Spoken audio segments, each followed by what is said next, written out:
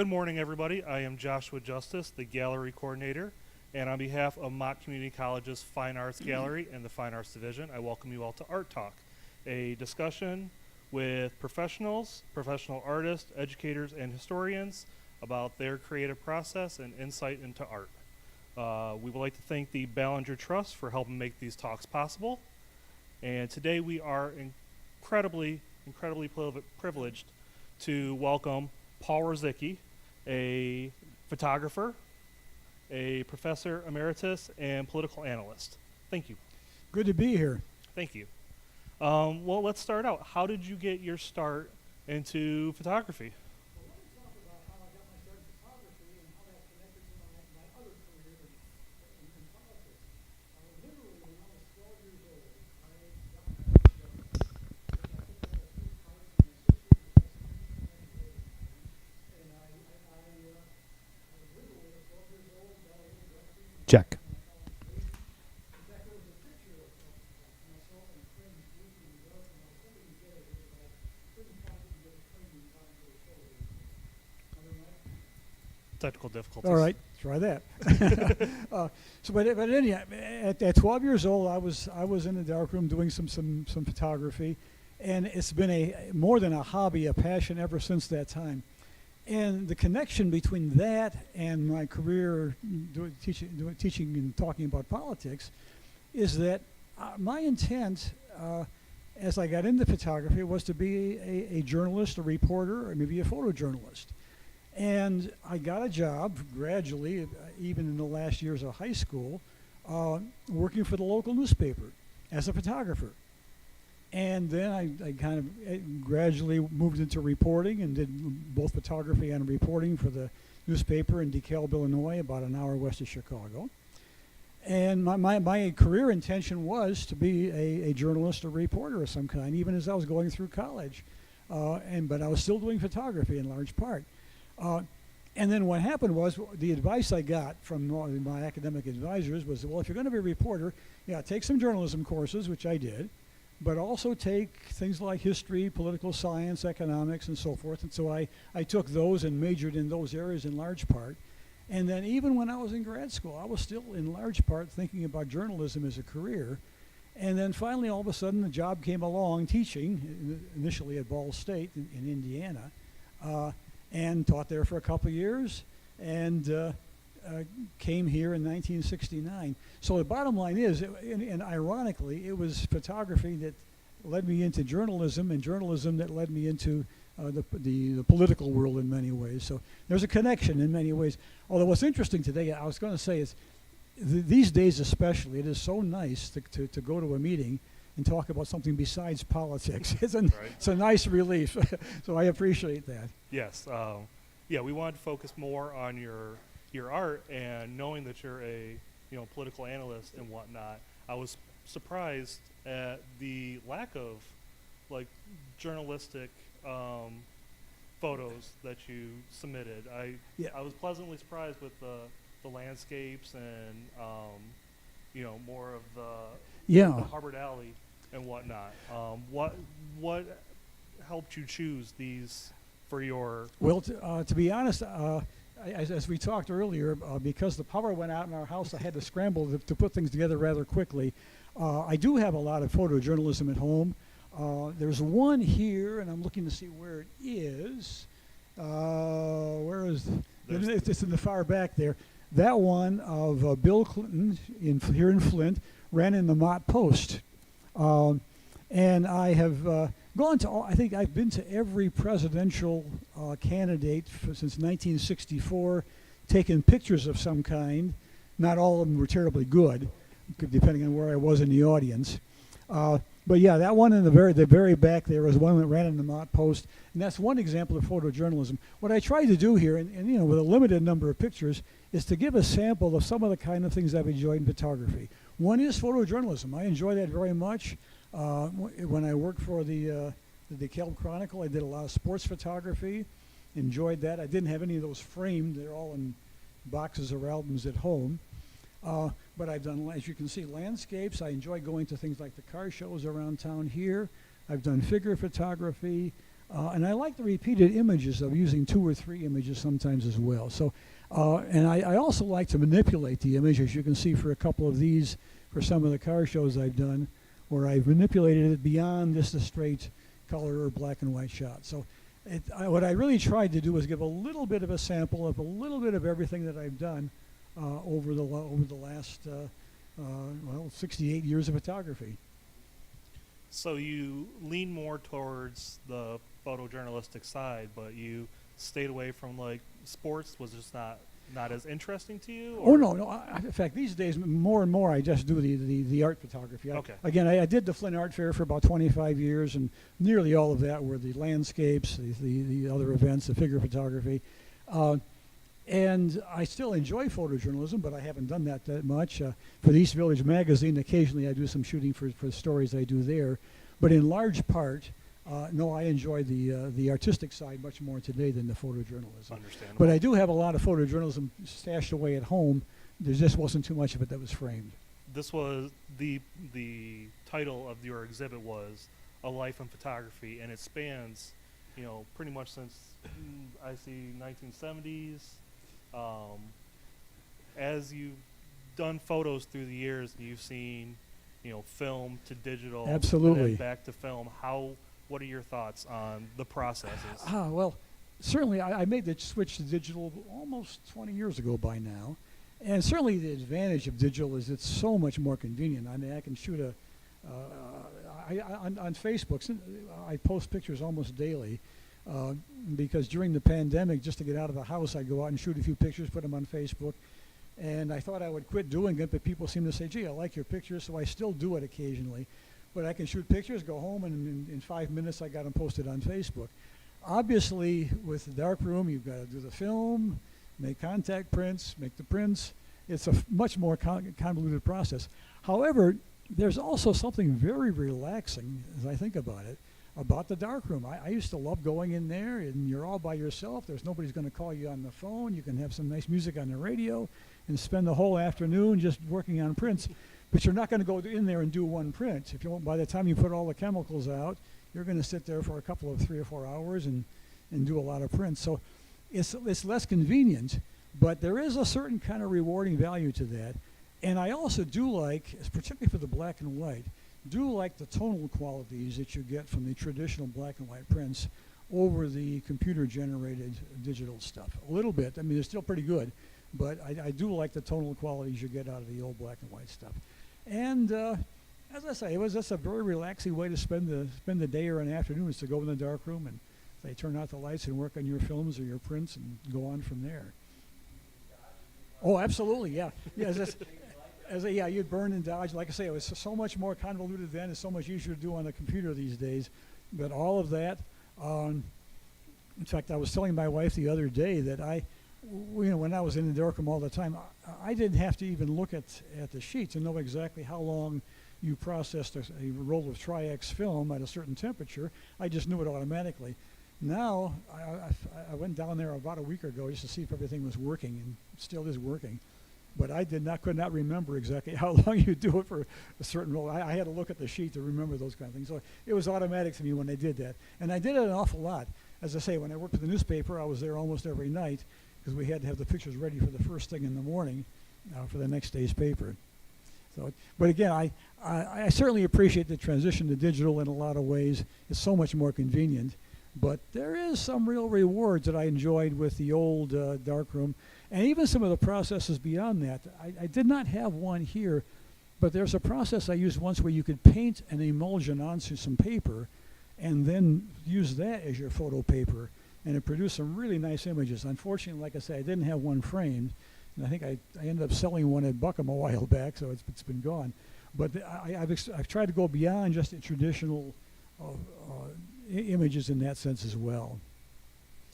In your bio that you had sent over to me, you said that light is the heart and soul of photography. I think so. How would you elaborate on that?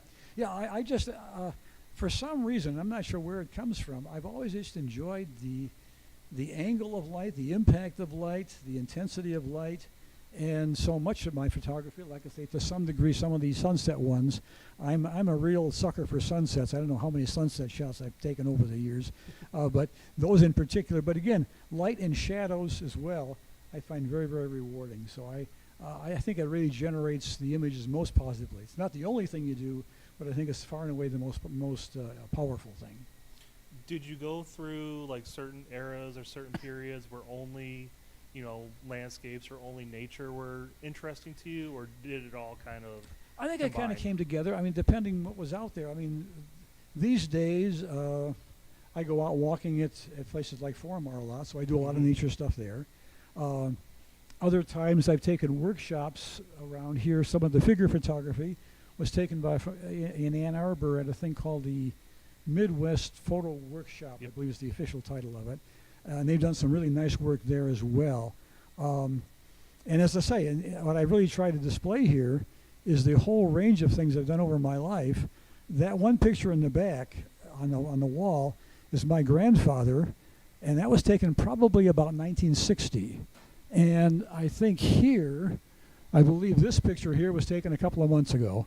So I try to cover the whole span of at least some quick sample of some of the things I've done over my lifetime in photography. Nice. What do you feel would be that you would be like? What do you feel is missing in photography today? Like, if you look at what people capture today, do you feel that there's anything that's lacking? It's a good question. In some ways, what's really kind of curious to me is in some ways the specialness of photography is different because everybody's got a camera. Mm-hmm. I mean, when I was a kid, and even much beyond that, in every town there was a camera store. Now they're almost extinct. Nobody has camera stores. Everybody's got a camera in their cell phone. And it was always kind of a unique skill to be able to take pictures. And it was much more complicated. You had to know f-stops and shutter speeds and film speeds and all that. Today you whip out your cell phone and it's almost impossible to make a mistake with some of those things. So in one sense it's become so much easier, and the craft of it may have been lost a little bit because everybody is a photographer in that sense. And that may make it a little more challenging for those who want to make a career of photography, I think, in some ways too. Was it important to kind of incorporate your style of photography when you were doing the photojournalism? Did you try to frame it as this would be a Paul shot, or did you just try to tell a story? Oh, no, I think what I try to do is tell a story. Okay. In fact, what I usually try to do almost consciously, if I can, is include, if possible, even a sign, if that tells where this place is, what's going on, I don't always do that, but if possible, I try and do it. So, no, my intent was to tell the story with the picture. Okay. Were there any notable events or stories over the years that you can tell us about? Yeah, I'm trying to think here. There was one time, there's in fact one little axiom that I learned working for the paper. There was one occasion there was a very large fire in a downtown department store, and to get some pictures, I walked up a police ladder on a store across the street, took some pictures. At which point the police came down there and shagged me off the roof in no uncertain terms. Oh, jeez. But I got some good pictures. So the axiom I use is that sometimes it is better to apologize later rather than ask permission first. But I got the pictures, but yeah, I got shagged off the roof. So, but it was a big fire in a downtown department store in DeKalb, Illinois. There were a few like that. There was a couple times when I always had the camera in the car. And one time I came upon an accident and shot some pictures before the police got there or the ambulance got there. And we never ran them in the paper. But the pictures were used in a court case later when somebody sued somebody because of damages. So some of those. The other thing, one other kind of curious thing that I did as I think about it, is that I claim, I'm sure I can't prove this, but I claim to be the last person to have shot a basketball game with a 4x5 speed graphic.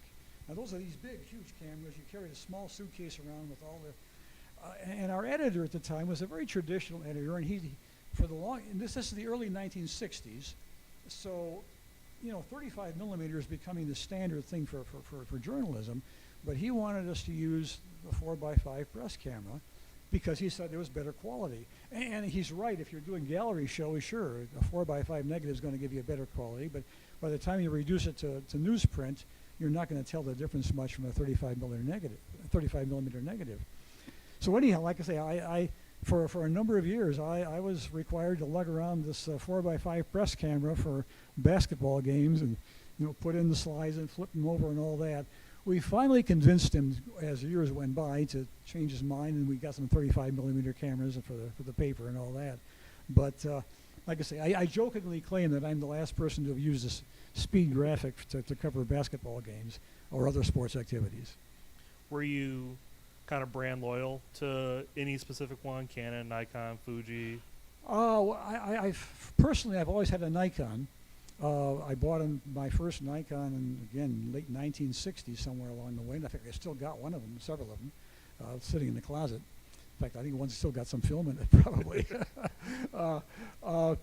When the world went digital, in general, I thought that Canon had a better camera, but I stuck with Nikon mainly because I had so many Nikon lenses that I could use. So I mean, they were close, but I thought Canon was the better camera when, in general, the digital world came around. But I still have the Nikon camera. And it's the Nikon camera, by the way, when you take a look at some of these impressionistic images of cars and so forth, those are done in camera. Nikon has a control there where you can put what's called effects, and I think it's called a line drawing or watercolor effect, and it creates that in camera.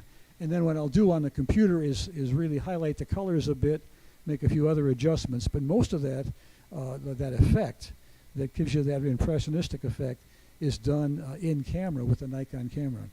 That's pretty cool. Do you have any advice to either aspiring art photographers or aspiring photojournalists? Oh, gee, I would say for art photographers, follow your heart. I mean, the beauty is around there. I drive my wife crazy because sometimes we're just driving and say, "Oh, look at that cool picture there." I'll stop the car and hop out and get a picture. It's almost a compulsion of mine, even today, to do that. This is particularly, like I say, when I've got the cell phone with me all the time. So I think just look around you. It's almost impossible not to find things that are worth taking pictures of sometimes, even in the most routine day or the most routine drive around town. For a photojournalist, a couple of thoughts here. In fact, I'm struck by the impact of the visual image on journalism in particular in several ways. On one hand, in many ways, I think the visual image, and I'm speaking both video and still photography here, really makes some stories far more powerful. I don't think there would have been, for example, a Black Lives Matter movement unless you'd seen the videos of police sitting on somebody's neck, of the shootings, that kind of thing. I mean, it had been talked about for years, but it was always a he said, she said kind of thing. And, oh yeah, I suppose it happens. But once you saw the videos, it made it enormously more powerful. And I don't think you would have had the same kind of movement behind the Black Lives Matter without those strong videos. And that's true for other events as well. The video can really tell you something. The visual can tell you something that nothing else can quite say. On the other hand, though, sometimes it can distort stories too. I'm struck by the fact that how often a strong visual image or video becomes a national news story. For example, you'll see a story occasionally where a gasoline truck blows up and there's this giant ball of flame in Oklahoma. And it's national news. Well, it's just a car accident, frankly. I mean, it's a spectacular piece of video, but as a story, there's not much to it except this one more traffic accident somewhere out in the countryside. So very often, the visual can dominate a story that's really not all that big a deal. But in other cases, it can really tell a story that you can tell in no other way. So I think it's very powerful for journalism in a lot of ways. Okay. Well, we had a question. Let me head back Yeah, there. feel free. What computer program to use in your photography? I do use actually the one that just comes with my computer to lighten it and darken it a bit. I occasionally will use a few other things here and there, but I don't use an awful lot of other controls beyond that. Any other questions? Anybody else? Yeah. Yes.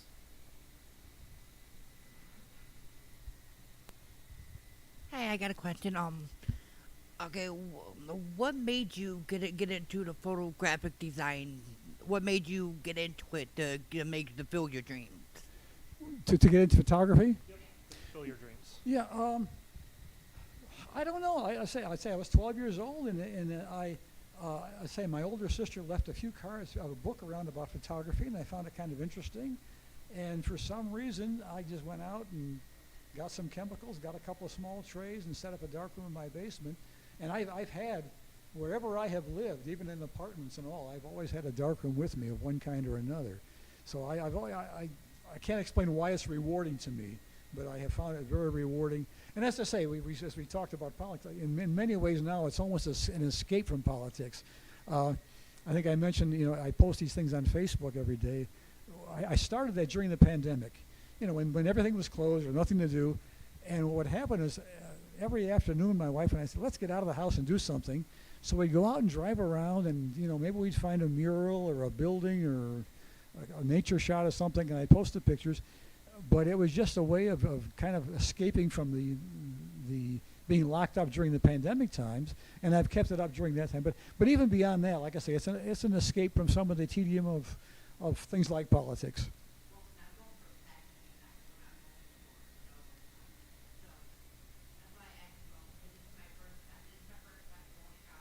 Mm-hmm.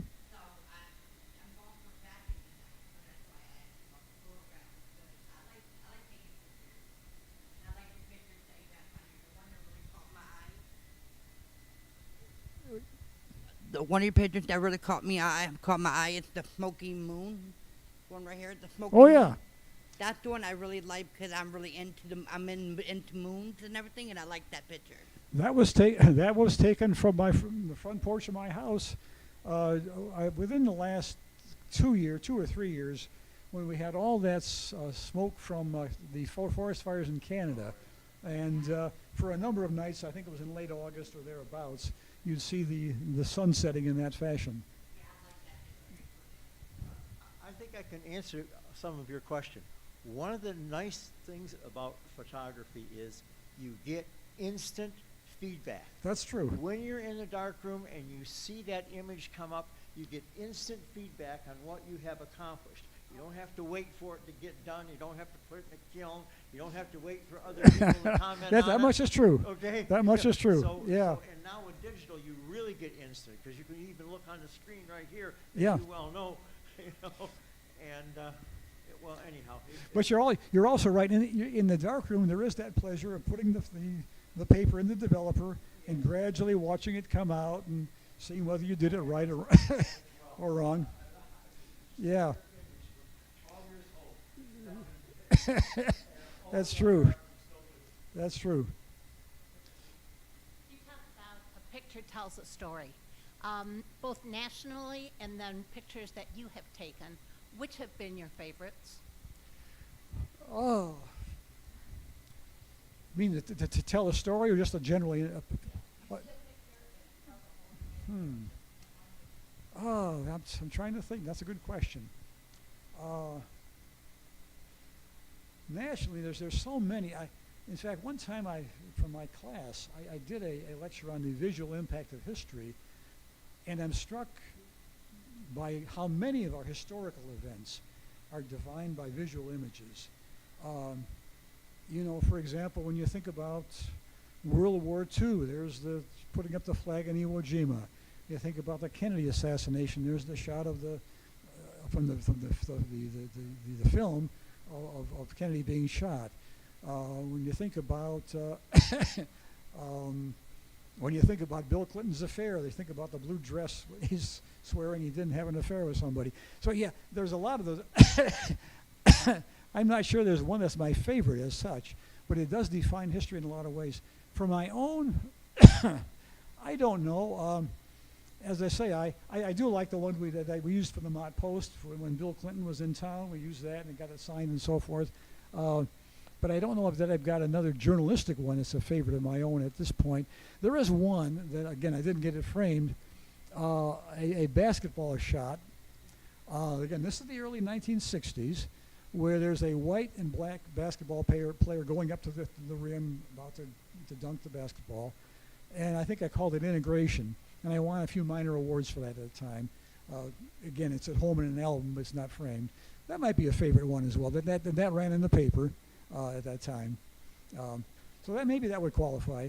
But other than that, there were a few, like I say, there was a spectacular train wreck in DeKalb that I got pictures of, where the layout of the town was, there was this major train track ran through this downtown area of town, and there was on one occasion there was a train wreck and many cars spilled over. And what was interesting, there was a World War I or II memorial with a tank not too far from the train tracks, and the cars pushed the tank across the street almost into the bank's window on the other side of the street. I got some pictures of that. That might be kind of a curious one as well for that event. That was a significant event at the time.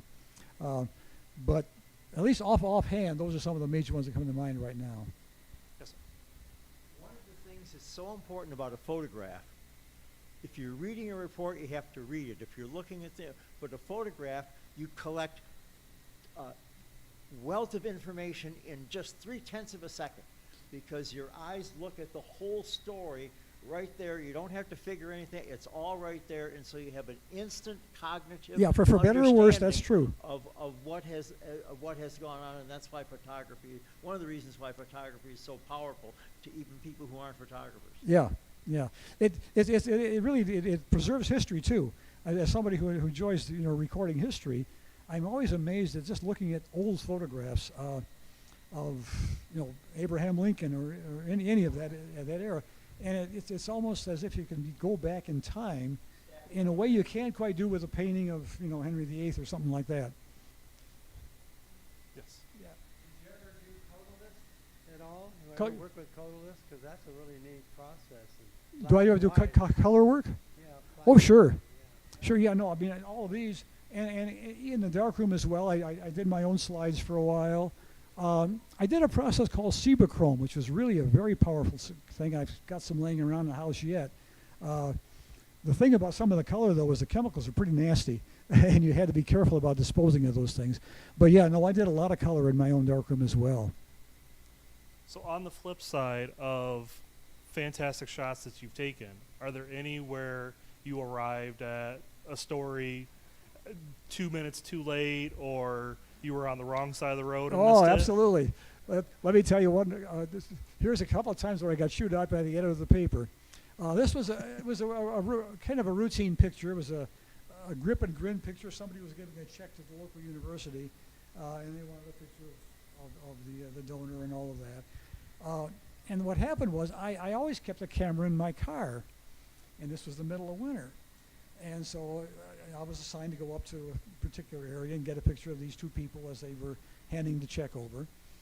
Well, I took the camera out of the car, and like I say, it's a cold day in winter, and this is still a speed graphic, as I recall. And when you go inside, of course, everything frosts over.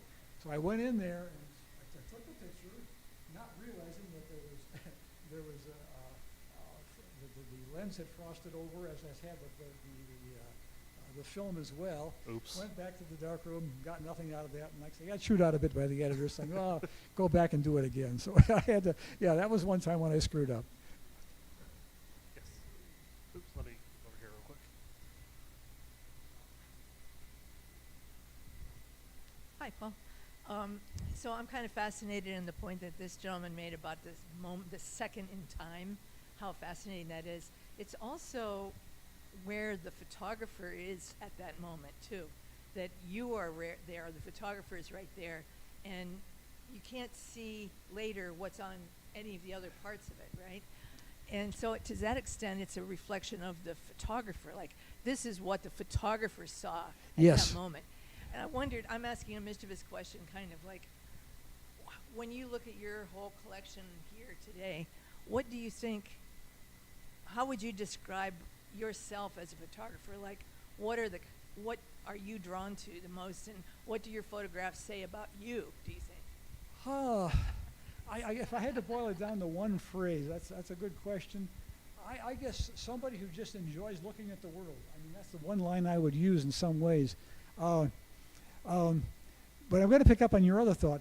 But you're exactly right. I mean, when you take a picture, you're being selective. You take only part of the picture. And I can recall, and this is kind of sometimes the distortion of photography that you can see.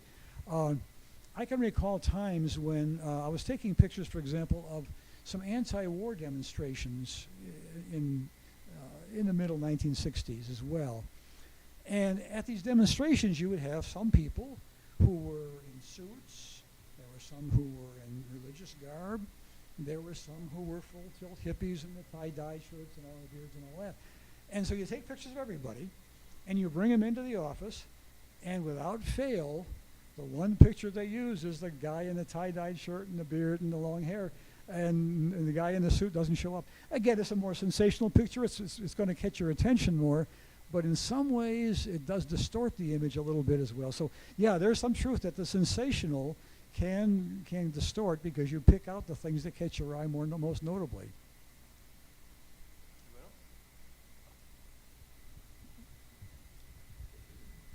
Hi, Paul. This is just to riff off of that. So when you say you bring the photos in and you have a selection of them, let's say the anti-war demonstration, who's in charge of choosing the photo? I mean, do you make the choice yourself and recommend them to the editor of the, whatever section of the paper it appears in, or have you been overruled? Yeah, no, editorially? it was always the editor who made the choice. The editor, or sometimes the author of the story. But yeah, it was almost always the editor who decided what pictures are in. As a photographer, my job was to generate images. Like I say, I was there usually well into the late night or early morning, and have the images ready for the paper the next day. But the editor made the final choices, with rare exceptions. I'm trying to think if there's any time when I did, and I think I gave the editor the choices, and they've made the final decision, as I recall, to the best of my knowledge.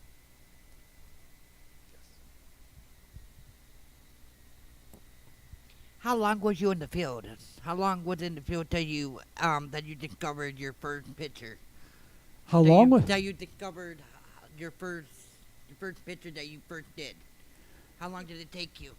To get involved in photography? Mm-hmm. Like I say, I was 12 years old when I did my first pictures.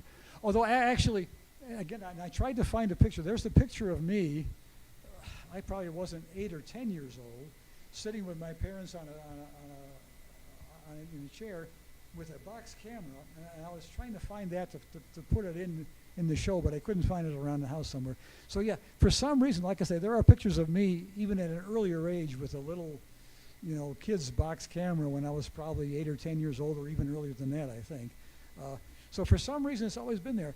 And I can recall, like I say, I can even recall as a young kid sitting in the back of the car as we're driving someplace, looking out the window and seeing, enjoying the shapes of things I saw, whether it was the trees or the buildings or whatever was going on. So for some reason, it's been there, and I just enjoyed looking at those kind of things for a long time. But as I say, I was about age 12 when I got the darkroom, but I was doing a little bit of photography of some kind before then. At least I had cameras, and I'm not sure what I really shot pictures of, to be perfectly honest with you. Anybody else? Any other questions? Yes, ma'am. Yeah. I was wondering, I keep going to the philosophical a little bit, but also, do you worry about the nature of the truth of photography now that it can be so easily manipulated? Do you have any thoughts about that? That's true. That's the old line is photos don't lie. Well, they sure can. And even in the traditional days, they could lie because you could select out certain things. But certainly now, with the artificial intelligence and all of that, they can lie in a very dramatic way. So that old axiom, I think, is gone by the boards. And that it is, I think it's in many ways kind of dangerous, because we still live by the assumption that, gee, that looks like a true picture. Maybe it is, but that artificial intelligence can do an awfully good job of making it look very, very real. Any last advice that you can bestow upon us? Last advice is that if you enjoy art or photography, make it part of your life. It's a great way to either make a career or just to escape from all the headaches you can have elsewhere in life sometimes. And like I say, for me these days, I almost every day I'll go out and we'll take a drive someplace and I'll shoot pictures of something or another, just as a way of getting out of the house and doing something different. So I find it a very rewarding, encouraging thing, part of my life.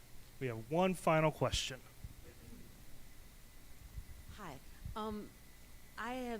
You said that you don't really do too much Photoshop work on your pictures. Not too much. I do have it, but I do use it occasionally, but not too much. Because I've noticed that a lot of pictures I've seen, they seem to like over manipulate Yeah. them and give them like a 4K look to them. Yeah, exactly. To me, I think that looks really kind of phony, and I was wondering about your thoughts on that. Yeah, no, I think that's true. In fact, when I sit and play on the computer with it, I notice the same thing. If I over intensify the colors, there is a point where it looks too phony. If I over sharpen it, it looks too phony at some point. And actually, I may have done it here and there for some of those. That one over the wall there may be an example of that. But yeah, I know exactly what you're talking about, and it is easy to overdo those kind of things. Well, thank you, Paul. For Always stopping good to be by. here. Thank you for Glad to talking have with us everybody here today. and enjoy the pictures. Yeah, Thank you to the thank you. students and the faculty and the community for coming out today. I'd like to thank the Ballinger Trust for helping make this happen. And a huge thank you to Media Services as well for helping us and streaming this. Have a great day. Thank you.